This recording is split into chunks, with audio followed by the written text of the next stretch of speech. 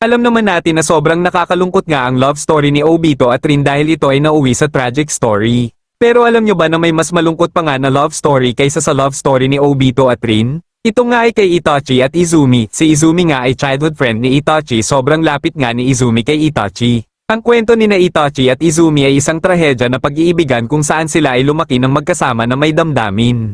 Ngunit napilitan si Itachi na patayin siya noong minasakar niya ang Uchiha clan. Ginamit niya ang Tsukuyomi, isang makapangyarihang genjutsu, para maranasan niya ang habang buhay na kaligayahan kasama niya si Itachi bago ito mapayapang namatay sa kanyang sariling mga kamay. Ibinigay sa kanya ang buhay na lagi niyang ninanais. Labis ang pag-ibig ni Izumi kay Itachi. Kaya't tinanggap niya ang desisyon ni Itachi na wakasan ang kanyang buhay alang-alang sa Konoha. Nagpapasalamat siya na nabigyan siya ng buhay na gusto niya kasama niya si Itachi sa pagtanda at pagkakaroon ng mga anak na magkasama, kahit na genjutsu lang ito. Sobrang nakakalungkot mga katropa ang kwento nila Itachi at Izumi Uchiha dahil kahit natupad ang pinapangarap na buhay ni Izumi na magkaroon ng sariling masayang pamilya, ay natupad naman pero isa nga lang itong genjutsu.